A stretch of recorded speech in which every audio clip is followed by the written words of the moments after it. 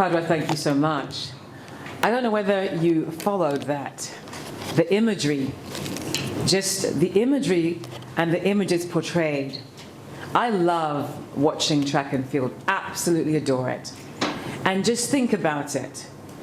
There's nothing, you don't lose the race, you pass the baton on to a better version of you. And then you pass the baton on again to a better version of you. So tonight, even this evening, you've become a better version of you just by being here.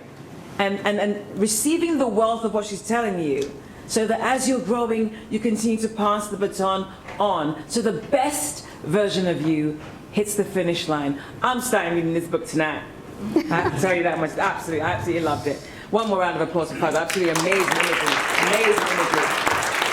And so now, it's going to be your turn to ask her any questions. And I'm sure some of you have questions you would like to ask her. So please, if you do want to ask a question, raise your hand. I'll come to you with the microphones, because of course we need to record them adequately. So, there we go. Please hold two of them. Do I need to stand up? It would be nice if you could. Okay. Thank you. Why don't I come out here? That's easy. So that I wouldn't, my back. Fadhwa, so you know I'm Gracie Brahima.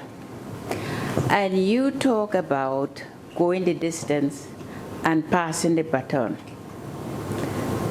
I could say truthfully, that's what you've been doing. Because if you remember, I'm an author as well of 3 books.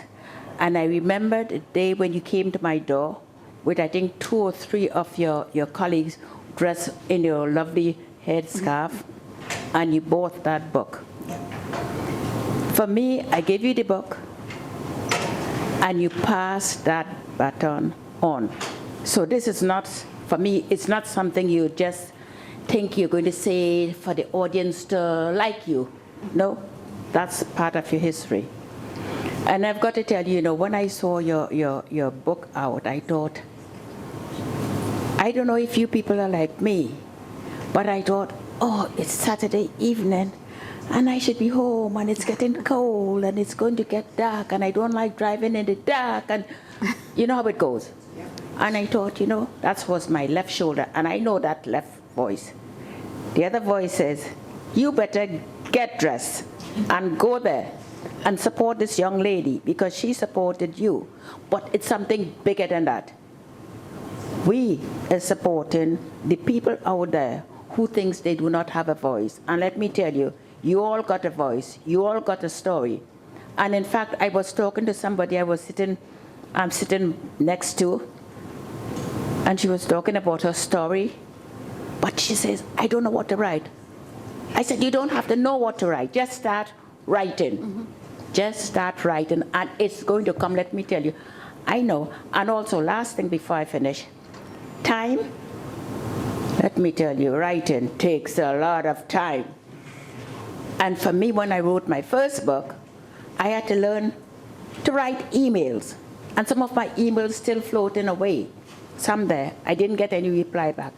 Learn Facebook, attachment, and all of these things, because I thought the publisher I could just go to wherever and photocopy my work and send it in to the publisher and to my editor. Oh, no, it wasn't like that.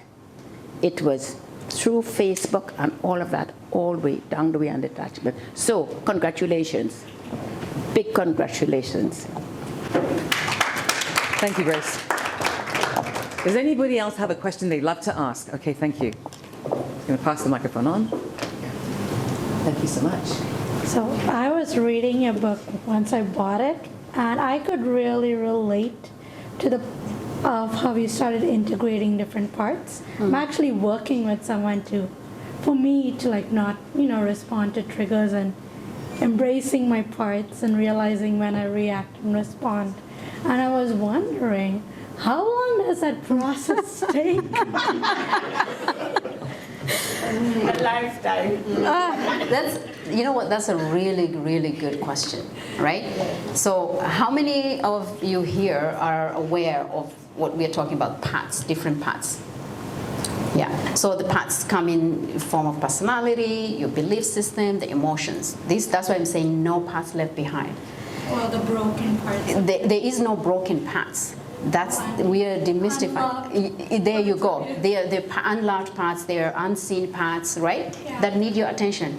So I am in a place where I am so aware of when I'm triggered. Literally, I will take a moment. I'll be like, "Oh, you're back. Okay, I know you." Right? To a point where my daughter knows when I'm triggered. Oh yeah, mom. Okay, I know that part. So I have because I built a relationship, right? So know what your parts are, know what your triggered parts are. For me, the biggest one, because it goes back to my little girl, is the abandonment and the rejection. But that's the easiest part to work with, because it's a belief. The beliefs are the easiest parts to work with.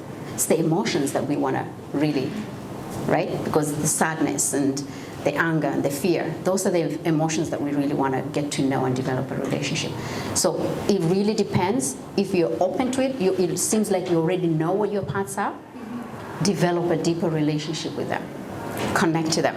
The one thing I used to do that really helped is I'm a Ho'oponopono practitioner.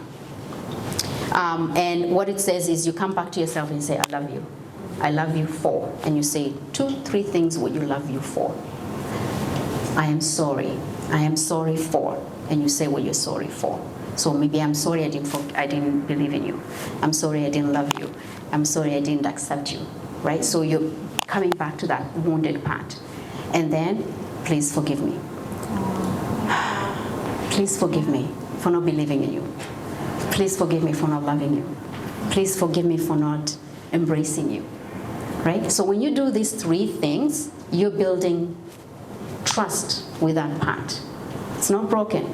It's just wounded. And that's where you can start. And the sooner you start and the deeper you go, the easier it becomes. In terms of time frame, let me tell you, we'll always be triggered because we are carrying a whole lot of stuff, but it gets easier.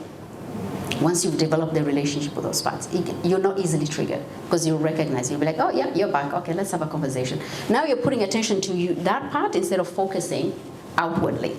Because what happens is, what do? We go outside of ourselves, right?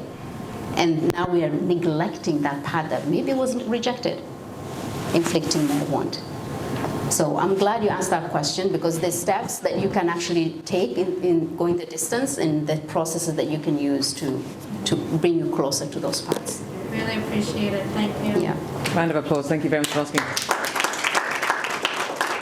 Does anybody else have a question they'd like to ask Fadhwa?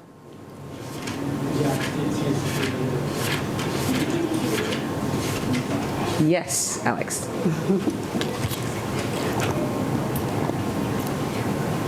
Now we've gone the distance, then what? Then what for you? Then what for us? Right? Until we leave planet Earth, we just gotta keep going. Yeah. So you obviously have gone the distance. You've healed the wounded parts, not broken. That was a big lesson for some of us. Then what?